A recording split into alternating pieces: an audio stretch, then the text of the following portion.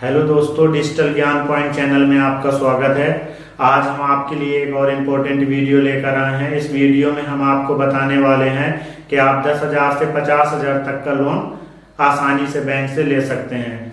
दोस्तों, अभी एक प्रधानमंत्री स्वनिधि योजना आई है जिसके अंतर्गत 10,000 से 50,000 तक का लोन सिर्फ पैन कार्ड और आधार कार्ड से ही मिल रहा है, बिना किसी गारंटी के, बिना किसी प्रॉपर्टी के, कागज के। सिर्फ आपको आधार और पैन से ये लोन मिल जाता है। किन लोगों को मिलेगा ये लोन?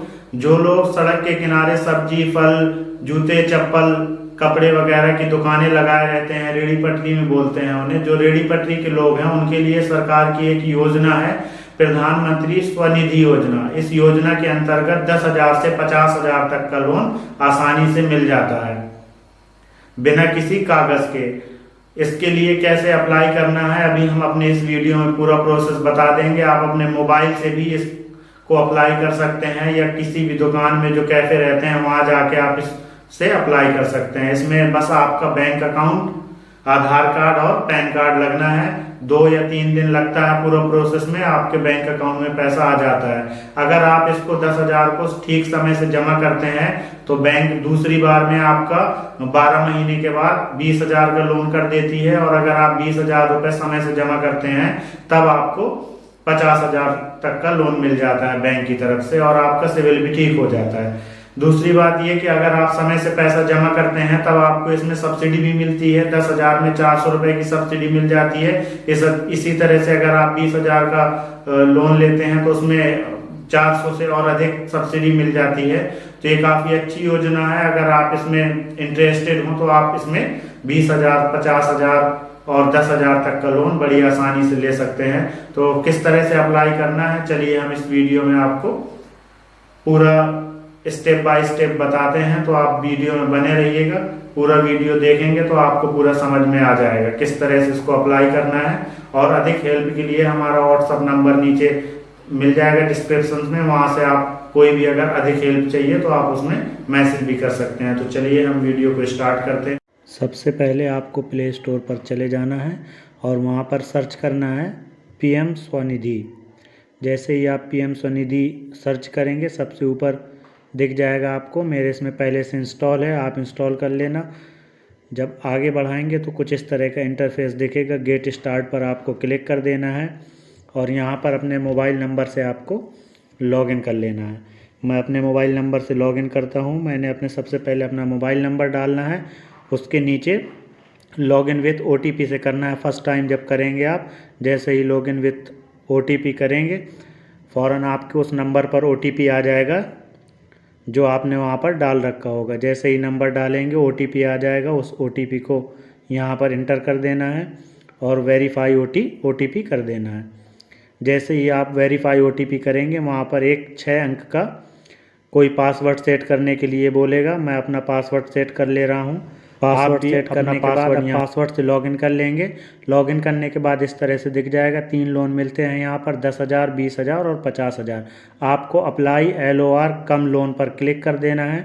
जैसे ही आप अप्लाई LOR कम लोन पर क्लिक करेंगे तो कुछ इस तरह का इंटरफेस खुल के आएगा सामने आपके। पहली शिफ्ट में 10,000, दूसरी शिफ्ट में 20,000 और तीसरी शिफ्ट में 50,000 आपको मिल जाएगा।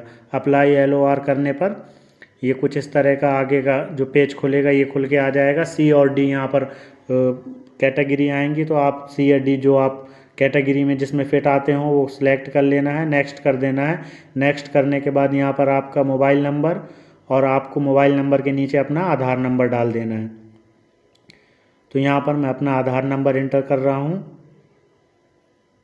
ये मैंने अपना आधार नंबर इंटर करने के बाद वेरीफाई विथ OTP कर देना है। जैसे ही आप वेरीफाई विथ OTP करेंगे तो आपके रजिस्टर्ड फ़ोन पर जो आधार से लिंक है उस पर एक OTP आ जाएगा। ये मेरा OTP आ गया है। यहाँ पर मैं अपना OTP फिल कर रहा हूँ। ये मैंने अपना OTP फिल करने के बाद यहाँ पर वेरीफाई OTP कर देना है। जैसे ही मैंने वेरीफाई OTP किया तो ये आगे कुछ इस तरह का नया पेज खुलकर आ जाएगा। ये वेरीफाई हो रहा है। OTP वेरीफाई होने के बाद ये देख सकते हैं आप, यहाँ पर लिख कर आ रहा है thank you, your Aadhaar detail has been verified, kindly proceed with filling the loan application form. अब यहाँ से आपको लोन एप्लीकेशन फॉर्म भरना है। ये आपका आ जाएगा ULB इन्फॉर्मेशंस।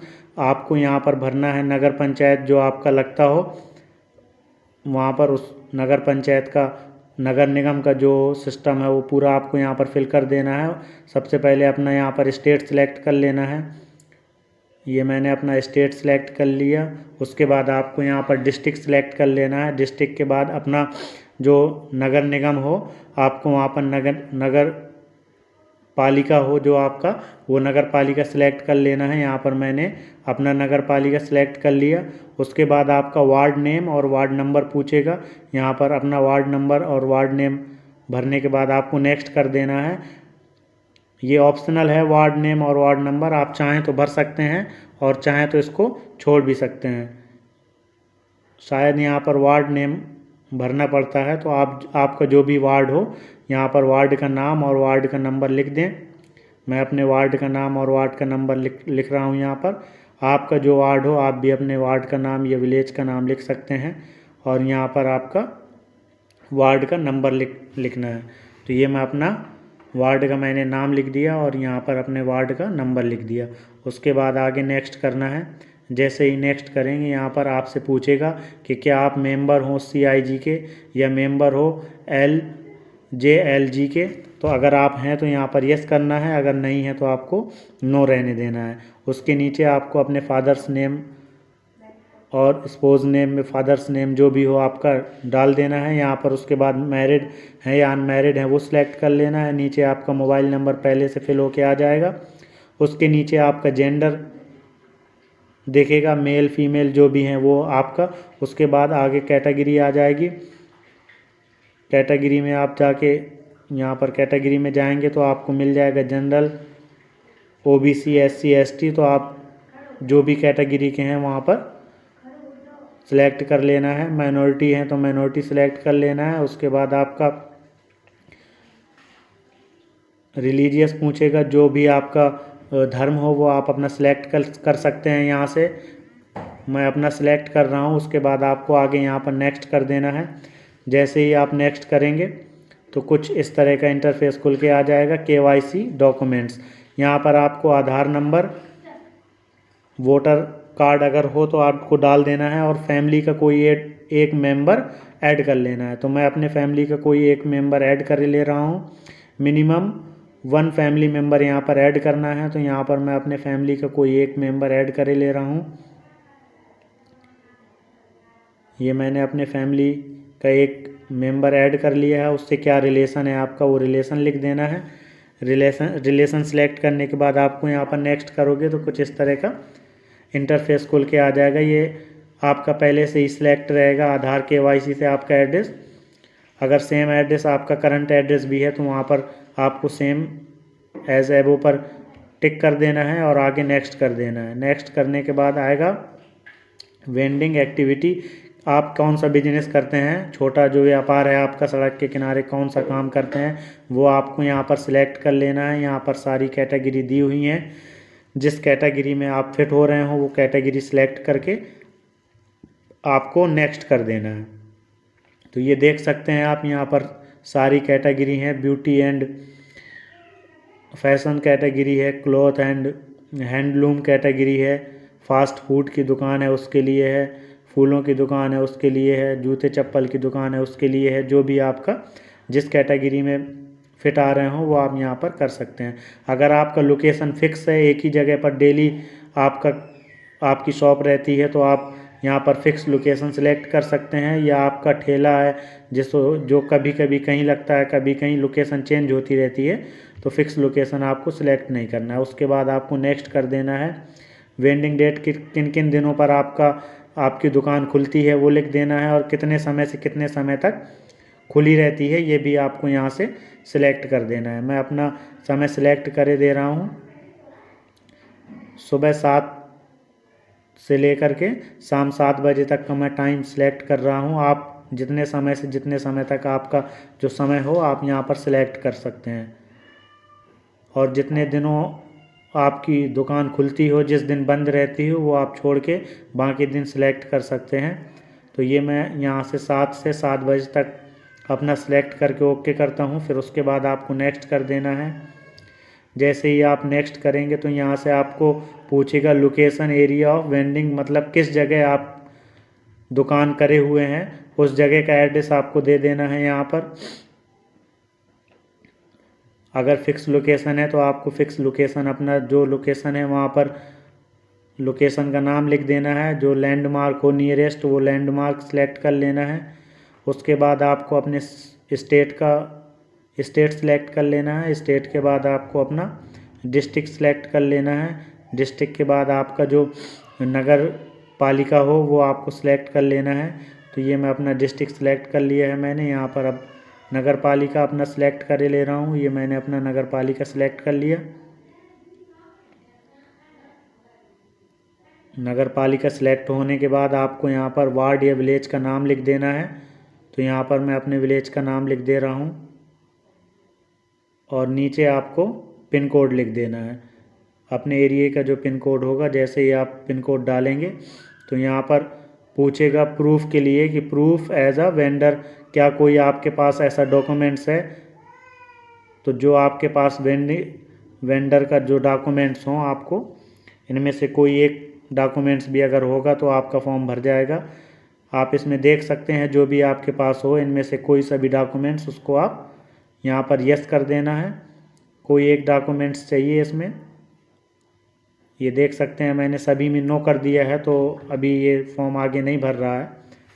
तो आपको कोई एक में यस करना है, जो आपके पास हो या ना हो तो आप बनवा सकते हैं उसको। नगर पालिका से ये बन जाता है तो ये आप उसके बाद यस करने के बाद यहाँ से आप नेक्स्ट कर देंगे। मैं इसको भी यस करे दे रहा हूँ। प्रूफ ऑफ ULB डॉक्यूमेंट्स जो बनता है ये नगर पालिका से बन जाता है। तो ये आप अपने नगर पालिका से बनवा सकते हैं और इसको आप नो की जगह यस कर सकते हैं। तो मैं यहाँ पर यस करे ले रहा हूँ और इसको नेक्स्ट करता हूँ।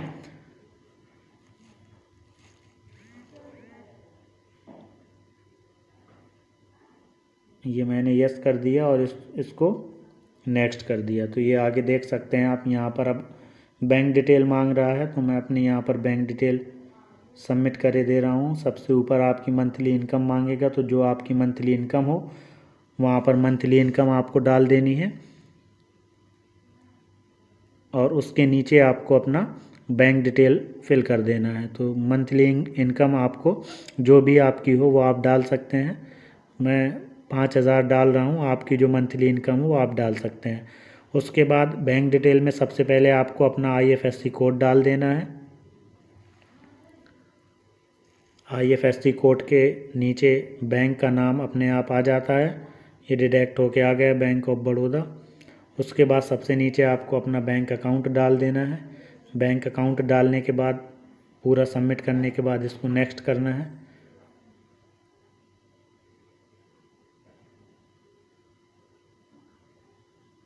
ये मैं अब आगे इसको नेक्स्ट कर रहा हूँ।